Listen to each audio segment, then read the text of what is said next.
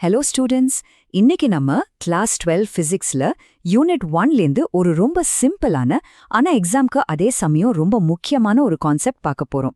அதுதான் conductors and insulators. இது உங்களுக்கு ஆழமா புரிஞ்சிடுச்சுன்னா எலக்ட்ரோஸ்டாட்டிக்ஸோட பேசிக்ஸே உங்களுக்கு கிறிஸ்டல் கிளியர் ஆயிடும். வாங்க ஸ்டார்ட் பண்ணலாமா? இன்னைக்கு நம்ம எப்படி படிக்க போறோம்னு பாத்தீங்கன்னா, ஃபர்ஸ்ட் ஒரு சின்ன பசிலோட ஆரம்பிக்க போறோம். அப்புறம் அதுக்கு பின்னாடி இருக்கிற சயின்ஸ் என்னன்னு பாப்போம். ஆமா, அந்த ஃப்ரீ எலக்ட்ரான்ஸோட ரியல் ஸ்டோரி. அதுக்கப்புறம் எக்ஸாம்ல எப்படி எழுதணுமோ அந்த பெர்ஃபெக்ட் என்சிஆர்டி டெஃபினிஷனை பார்ப்போம். சார்ஜஸ் எப்படி டிஃப்ரெண்டா பிஹேவ் பண்ணுதுன்னு புரிஞ்சுக்கிட்டு ஸ்டூடெண்ட்ஸ் அடிக்கடி பண்ற 2 எக்ஸாம் ட்ராப்ஸையும் அவாய்ட் பண்ண கத்துக்க போறோம். ஃபைனலா ஒரு குவிக் சம்மரியோட முடிச்சிடலாம். ரெடியா? ஓகே, நம்ம முதல் section metal spoons versus plastic comes. இங்க நம்ம டெய்லி லைஃப்ல பாக்குற ஒரு சாதாரண விஷயத்துல இருந்து ஒரு பெரிய பிசிக்ஸ் ஐடியாவை புரிஞ்சுக்க போறோம். ஒரு சின்ன பசிலோட ஸ்டார்ட் பண்ணலாம்.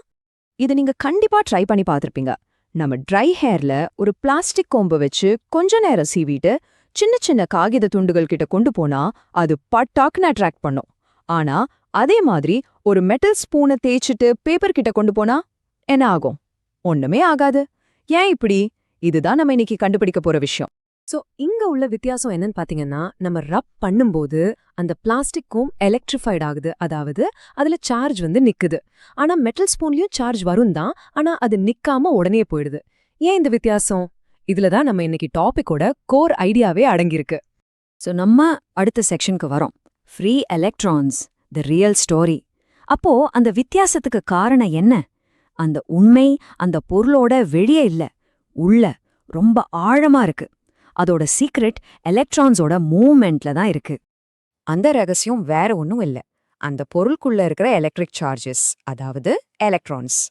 எவ்வளோ ஈஸியா எவ்வளோ ஃப்ரீயா நகர முடியுங்கிறது தான் எல்லாமே. சில மெட்டீரியல்ஸ்ல அவங்க ஃப்ரீயா சுத்துவாங்க, சில மெட்டீரியல்ஸ்ல அவங்கள லாக் பண்ணி வச்சிருப்பாங்க. இந்த வித்தியாசத்தை ஈஸியா புரிஞ்சுக்கணும்னா வாங்க ஒரு சிம்பிள் அனாலஜி பார்ப்போம். கண்டக்டர்ஸ்ல இருக்கிற எலக்ட்ரான்ஸை ஒரு பெரிய ஹால்ல ஒரு ஃபங்க்ஷன்ல ஃப்ரீயா சுத்துற கிரௌடா இமேஜின் பண்ணிக்கோங்க. யாரும் எங்க வேணாலும் போக முடியும், ரைட்? ஆனா இன்சுலேட்டர்ஸ்ல இருக்கிற எலக்ட்ரான்ஸ் அவங்க ஒரு தியேட்டர்ல அவங்க சீட் நம்பர்ல கரெக்டா ஃபிக்ஸ் பண்ணி உட்கார்ந்திருக்கிற மக்கள் மாதிரி. அவங்களால அந்த இடத்தை விட்டு நகரவே முடியாது. They are bound. இதுதான் அந்த கோர் டிஃபரன்ஸ். ஓகே, இப்ப நம்ம புரிஞ்சுக்கிட்ட இந்த free crowd versus fixed seat ஐடியாவை வச்சு எக்ஸாம்ல கேட்டா எப்படி கரெக்டா எழுதணும்னு பார்ப்போம். வாங்க தி பெர்ஃபெக்ட் என்சிஆர்டி டெஃபினிஷனை பார்ப்போம். என்சிஆர்டி புக் படி கண்டக்டர்ஸ்னா என்ன பார்ப்போம். Those which allow electricity to pass through them easily. காரணம், they have electric charges, electrons, that are comparatively free to move inside the material. பாத்தீங்களா? அதே வார்த்தை, free to move. அதாவது நம்ம சொன்ன அந்த ஃப்ரீயா சுத்துற கிரவுட் கான்செப்ட். மெட்டல்ஸ், நம்ம human body, animal bodies and even earth, இதெல்லாம் கண்டக்டர்ஸ்க்கு சூப்பர் எக்ஸாம்பிள்ஸ். அடுத்து insulators. Most of the non metals like glass, porcelain, plastic, nylon, wood offer high resistance to the passage of electricity through them.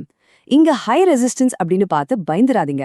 அதுக்கு சிம்பிளான அர்த்தம் ஒன்னேதான். அந்த எலக்ட்ரான்ஸை lock பண்ணி வச்சிருக்கிறதுனால அவங்களால ஈஸியா மூவ் பண்ண முடியாது. நம்ம தியேட்டர் சீட் அனாலஜி மாதிரி தான். அரைட், இப்போ free versus fixed electrons concept தெரியும். இதனால நம்ம ஒரு பொருளுக்கு சார்ஜ் கொடுத்தா என்ன ஆகும்? ஒரு கண்டக்டர்லயும் ஒரு இன்சுலேட்டர்லயும் அந்த சார்ஜ் ஒரே மாதிரியா இருக்குமா? கண்டிப்பா இல்ல. அது எப்படி பிஹேவ் பண்ணுதுன்னு பாப்போம். நம்ம ஒரு கண்டக்டருக்கு, ஃபார் எக்ஸாம்பிள் ஒரு மெட்டல் ஸ்பேருக்கு சார்ஜ் கொடுத்தா என்ன ஆகும்னு பாப்போம். நீங்க சார்ஜ் கொடுத்த அந்த செகண்டே உள்ள இருக்கிற ஃப்ரீ எலக்ட்ரான்ஸ் எல்லாம் ஷர்ன்னு நகர ஆரம்பிச்சிடும். And within a fraction of a second அந்த சார்ஜ் அந்த கண்டக்டரோட முழு சர்ஃபேஸ்லயும் ஈக்குவலா பரவிடும். ஒரு இடத்துல மட்டும் தங்கவே தங்காது. ஆனா இதே வேலையா ஒரு இன்சுலேட்டருக்கு, சொல்லணும்னா ஒரு பிளாஸ்டிக் பால்க்கு சார்ஜ் கொடுத்தா என்ன ஆகும்? இங்க எலக்ட்ரான்ஸ்லாம் அவங்க சீட்ல லாக் ஆகி இருக்காங்கல்ல, சோ அவங்களால நகர முடியாது. நீங்க எந்த இடத்துல சார்ஜை வச்சீங்களோ அந்த சார்ஜ் அங்கேயே தான் இருக்கும். It doesn't spread out. So remember, கண்டக்டர்ல சார்ஜ் பரவும், இன்சுலேட்டர்ல சார்ஜ் ஒரு இடத்துலயே நிற்கும். இப்போ நம்ம ஒரு ரொம்ப ரொம்ப இம்பார்ட்டன்டான செக்ஷனுக்கு வந்திருக்கோம். ஸ்டூடெண்ட்ஸ் எக்ஸாம்ல அடிக்கடி பண்ற 2 காமன் மிஸ்டேக்ஸ். இதுல கொஞ்சம் கவனமா இருந்தா ஈஸியா மார்க்ஸ் வாங்கலாம். த ஃபர்ஸ்ட் கொஸ்டின், இன்சுலேட்டர்ஸ்ல எலக்ட்ரிசிட்டி பாஸ் ஆகாது, அது நமக்கு தெரியும். அப்போ அதுக்குள்ள எலக்ட்ரான்ஸே இல்லையா? அது ஒரு ஜீரோ சார்ஜ் ஆப்ஜெக்டா? நீங்க என்ன நினைக்கிறீங்க? இல்ல, கண்டிப்பா இல்ல. இன்சுலேட்டர்ஸ்லயும் tons and tons of electrons and protons இருக்கு, ஆனா அவங்க பேலன்ஸ்டா அவங்கவுங்க இடத்துல லாக் ஆகி இருக்காங்க. சோ அந்த பொருள் எலக்ட்ரிக்கலி நியூட்ரலா இருக்கு.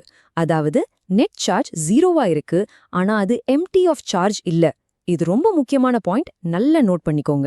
Okay, second common mistake. நம்ம உடம்பு, ஹியூமன் பாடி, அது ஒரு நல்ல இன்சுலேட்டர். ஆமா தானே? மரம், பிளாஸ்டிக் மாதிரி தானே? ஐயையோ, ரொம்ப பெரிய தப்பு, பிக் மிஸ்டேக். நம்ம உடம்பு ஒரு நல்ல கண்டக்டர். நம்ம என்சிஆர்டி டெஃபினிஷன்லே பார்த்தோம்ல. அதனால தான் நம்ம ஒரு சார்ஜ்ட் ஆப்ஜெக்டை தொட்டோம்னா அந்த சார்ஜ் நம்ம வழியா கிரவுண்டுக்கு ஈஸியா போயிடும். அதனால தான் நமக்கு எலக்ட்ரிக் ஷாக் அடிக்குது. So be very very careful. Human body is a conductor. Okay students, so நம்ம இன்னைக்கு செஷனோட முடிவுக்கு வந்துட்டோம். வாங்க நம்ம கத்துக்கிட்ட எல்லா விஷயத்தையும் எக்ஸாம் பாயிண்ட் ஆஃப் வியூல ஒரு குவிக் ரீகேப் பண்ணிடலாம். ஸோ இவைதான் கீ டேக்அவேஸ். பாயிண்ட் 1, கண்டக்டர்ஸ்ல எலக்ட்ரான்ஸ் ஃப்ரீயா மூவ் ஆகும். பாயிண்ட் 2, இன்சுலேட்டர்ஸ்ல எலக்ட்ரான்ஸ் பவுண்ட் ஆகி லாக் ஆகியிருக்கும். பாயிண்ட் 3, கண்டக்டரை சார்ஜ் பண்ணா அந்த சார்ஜ் உடனே முழுசா பரவிடும்.